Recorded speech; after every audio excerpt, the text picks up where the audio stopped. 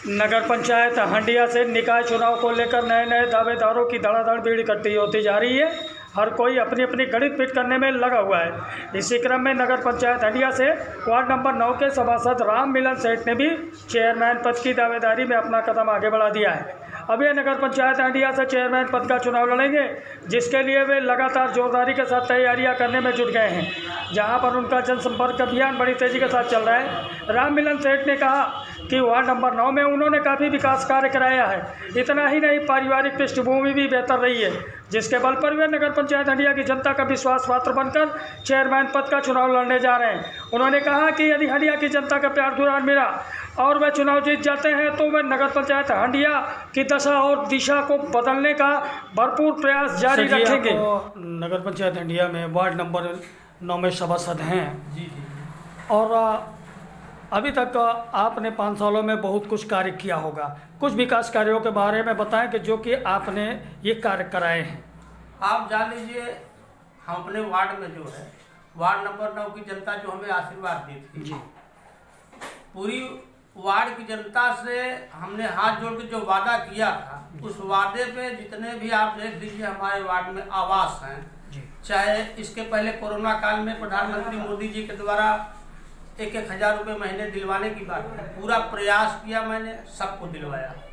हम अपने यहाँ वार्ड में एक आरओ भी प्लांट लगवाए हैं, और एक वो आरओ प्लांट आप जाकर देख लीजिएगा कि एक पूरे टाउन में एक नसीहत है कि मैंने 370 रुपया बोर करवा करके कोरोना काल में आरओ प्लांट लगवा दिया।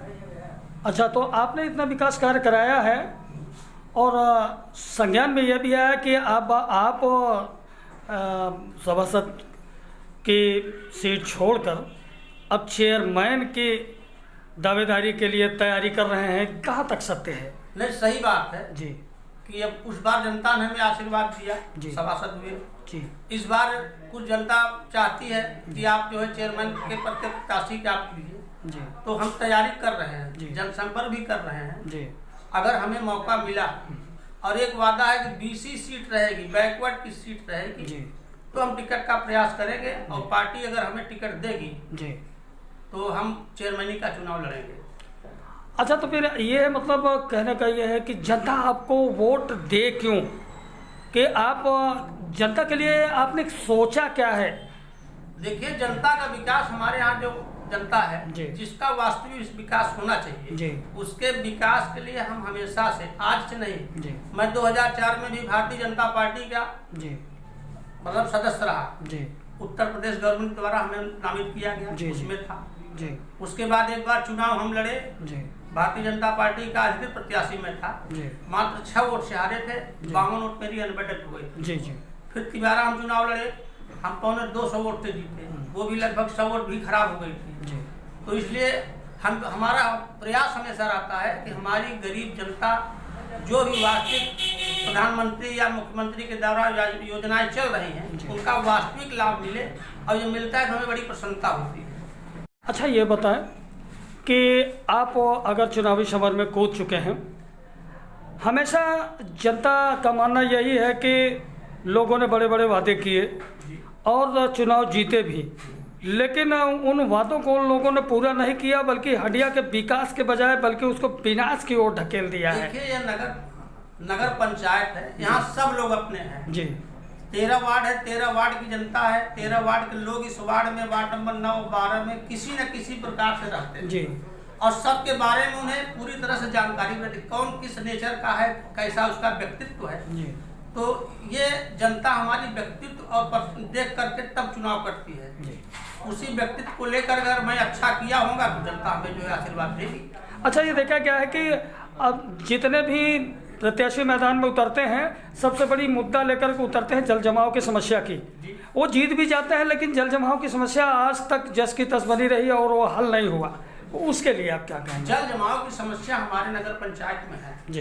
कुछ ऐसी त्रुटियां हैं जहाँ पे कुछ नाली का निर्माण या नाले का निर्माण जो है कुछ मानक के विपरीत हो चुका है जी जी।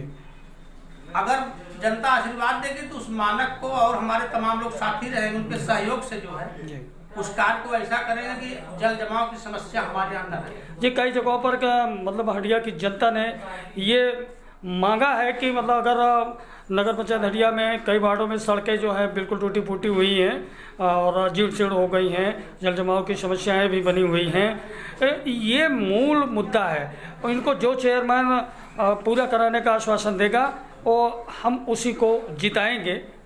तो उसके लिए आपकी क्या राय है? जो जल जमाव की समस्या है, रोड की समस्या है, हम आपसे पहले तो ये हंडिया की जनता, नगर पंचायत की सब जानती है किसका व्यक्तित्व कैसा है। अगर हमें मौका मिला तो जल जमाव, रोड, नाली की समस्या एक भी नहीं रह जाएगी। बहुत बड़े मुद्दा है ये हमारे यहाँ जल जमाव का, उस पर लोग ध्यान नहीं दे रहे हैं। जबकि जल जमाव अगर हट जाए तो यहाँ से तमाम तरह के प्रदूषण खत्म हो जाएंगे, जो तमाम तरह के प्रकोप आते हैं, बीमारियां आती, वो खत्म हो जाएंगी। उस पर हमारा विशेष फोकस रहेगा। वर्तमान समय में तो चुनावी बिगुल बच चुका है और बहुत तेजी के साथ ही नामी गिरामी चेहरे भी, नए नए चेहरे खास तौर से मैदान में उतर रहे हैं। और जो भी अभी सभासद का भी आरक्षण आया उसमें कई के पासे पलट गए, जो कि धराशायी हो गए, उनको तो गहरा दुख भी हुआ होगा, लेकिन नए चेहरे बड़ी खुशी के साथ मैदान में उतर रहे हैं। तो इसी तरीके से जिस तरीके से बड़ी सीट है चेयरमैन पद की, और इस पर भी लोगों ने अपनी आंखें जमा रखी हैं और एक हौसला बना के रखा हुआ है, तो उसमें आप भी शामिल हो रहे हैं। तो क्या लगता है आपको, जनता का आशीर्वाद आपको कितना मिल सकता है? देखिए, जनता का आशीर्वाद हमें मिलेगा पूरी तरह से। एक तो युवा लॉबी जो हमारे नगर पंचायत की है वो पूरी तरह एक्टिव है, और हमारे प्रधानमंत्री जी का, योगी जी का, मोदी जी का सपना है कि युवा आगे आवे। तो युवाओं का सहयोग रहेगा, बुजुर्गों का आशीर्वाद रहेगा, ये चुनाव लड़ेंगे, इन लोगों का आशीर्वाद मिलेगा, तो युवाओं की टोली लेकर के हम सारे कदम को, विकास को आगे बढ़ाएंगे। मतलब ये कहने का कि आपके बार तो हंडिया की जनता नया बदलाव चाहती है, नया चेयरमैन का प्रत्याशी चाहती है, तो उसके लिए क्या कहेंगे आप? इसके लिए अगर हंडिया की जनता नया प्रत्याशी चाहती है तो हम चुनावी समर में कूदे हैं। जनता का आशीर्वाद मिलेगा, एक टिकट मुझे मिलेगा तो हम जनता का आशीर्वाद लेने के लिए उनके घर घर तक जाएंगे, जन जन तक संदेश पहुँचाएंगे, और सारा जो है अपना जो है जितना भी फोकस रहेगा जनता के विकास में ही लगाएंगे।